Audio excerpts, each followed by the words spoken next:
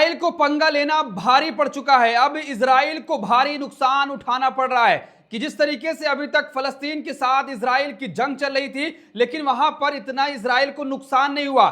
जिस तरीके से जो भूल इजराइल के नेता बेंजामिन नेतन्याहू ने की थी ईरान को समझने की कि वो भी फलस्तीन हो सकता है, हमास हो सकता है, गाजा हो सकता है, वो भूल कहीं ना कहीं भारी नुकसान में तब्दील हो चुकी है।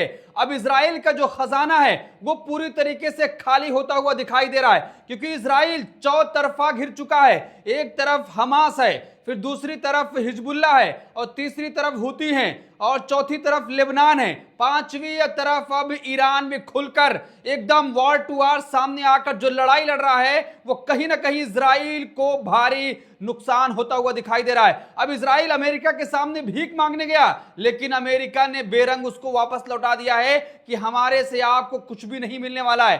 ट्रंप ने साफ तरीके से कह दिया है कि 2 हफ्ते के बाद हम ये बताएंगे कि ईरान के साथ जंग में हम सीधे तौर पर उतरेंगे या फिर जिस तरीके से बैक से सपोर्ट की बात आ रही थी, लेकिन जो बैक से सपोर्ट हो रही थी उसमें भी चाइना, रशिया, उत्तर कोरिया, सऊदी अरब, टर्की ने साफ तौर पर यह अमेरिका को संदेश दे दिया है कि खबरदार इजराइल की रक्षा नहीं करनी है, इजराइल की मदद नहीं करनी है। तो दोस्तों अब इजराइल को भारी नुकसान उठाना पड़ रहा है। एक दिन में 63 करोड़ से ज्यादा रुपए की खर्च ईरान से लड़ाई में हो रही है, यानी पूरी तरीके से उसका खजाना अब खाली होता हुआ दिखाई दे रहा है। और रूस के, चाइना के धमकी के बाद अमेरिका अपना एयर डिफेंस सिस्टम भी नहीं भेज रहा है कि जिस तरीके से ईरान की जो मिसाइलें वहां पर गिर रही थी उसको अमेरिका का एयर डिफेंस सिस्टम रोकने में पूरी तरीके से सफल हो रहा था, क्योंकि इजराइल का जो आयरन डोम सिस्टम था वो पूरी तरीके से फेल हो चुका है, वो काम नहीं कर रहा है। ईरान की मिसाइलें लगातार मार कर रही हैं, शहर के शहर वहां पर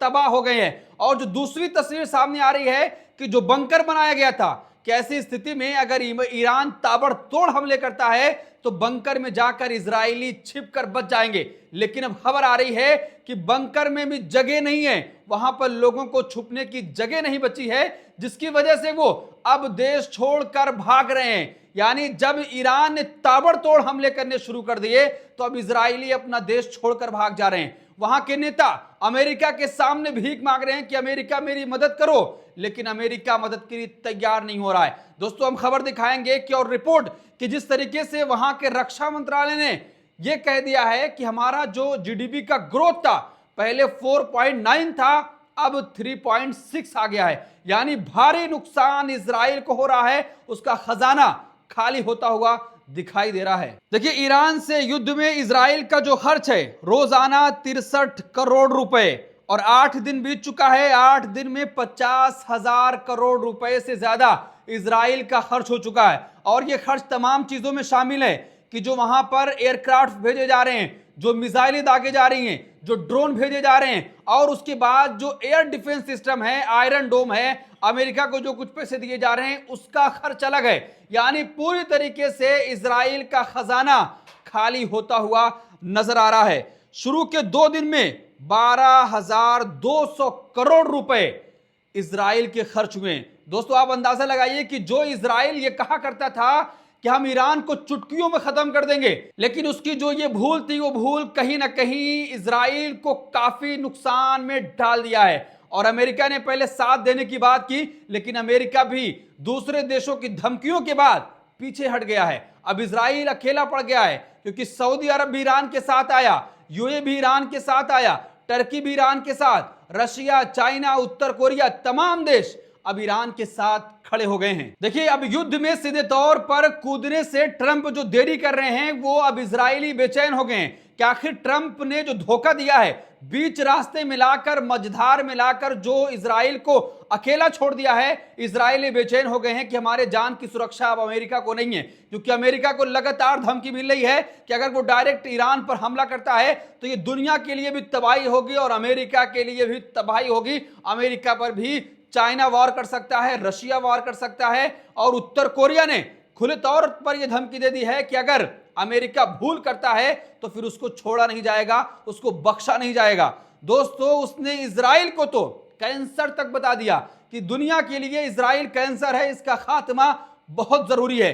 और ईरान के सुप्रीम लीडर आयतुल्ला अली अल खामनेई का आज बयान सामने आया कि मैं बूढ़ा हो गया हूं, मेरा जिस्म कमजोर है, मैं कुर्सियों पर बैठकर इस युद्ध को देख रहा हूं, लेकिन इजरायलियों को यह समझना चाहिए कि इस देश की जो लड़ाई है यहां के नौजवान लड़ रहे हैं। नौजवानों को आप कभी भी हरा नहीं सकते हैं, मुझे मार दीजिए लेकिन ईरान कभी कमजोर नहीं पड़ेगा। यानी साफ मैसेज देने की कोशिश की गई है कि अगर इजराइल ये समझता है कि आयतुल्ला अली खामनेई को मार देने के बाद इस युद्ध को जीत लेगा तो उसकी ये बड़ी भूल है, और बड़ी भूल में जो अपना नुकसान वो करता हुआ चला जा रहा है। अमेरिका साथ नहीं दे रहा है, कहा जा रहा है कि 10 दिन का सामान उसके पास बचा था 2 दिन पहले, लेकिन अब तो सिर्फ 1 हफ्ते का सामान उसके पास बचा हुआ है, और अमेरिका ने 2 हफ्ते का समय मांगा है कि 2 हफ्ते के बाद हम बताएंगे कि हमें क्या करना है। देखिए, उमा शंकर पत्रकार हैं, वो लिखते हैं कि युद्ध में सीधे कूदने में ट्रंप की देरी से इजराइल में बेचैनी है।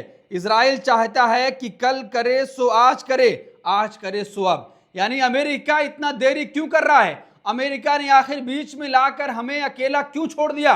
दोस्तों, ट्रंप ने पहले कहा कि आप ईरान पर अटैक करो, हम आपके साथ खड़े होंगे, लेकिन अब ट्रंप कहीं भी दिखाई नहीं दे रहे हैं। ट्रंप के पास जब नेतन्याहू पहुंच रहे हैं तो वो साफ तौर पर यह कह दे रहे हैं कि हमारे पास अभी समय नहीं है, दोबारा आप आइए। और देखिए, एक और पत्रकार हैं, लिखते हैं कि इजराइल जो खुद को मध्य पूर्व का शेर समझता है, अब ईरान के सामने पूंछ दबाकर भाग रहा है, अमेरिका की गोद में जाकर रो रहा है, बचाओ डैडी ट्रंप वरना मेरी हेकड़ी निकल जाएगी। अरे अपनी डींगे हाँकने से पहले 2 बार सोच लेता, अब दुनिया हंस रही है तेरे ऊपर। तो दोस्तों, आप अंदाजा लगाइए कि जिस तरीके से हमने आपको बताया कि इजराइल ने जो बड़ी भूल करी थी ईरान को गाजा समझने की, हमास समझने की, वो कहीं ना कहीं उसको बड़ा खमियाजा भुगतने को मजबूर कर रही है।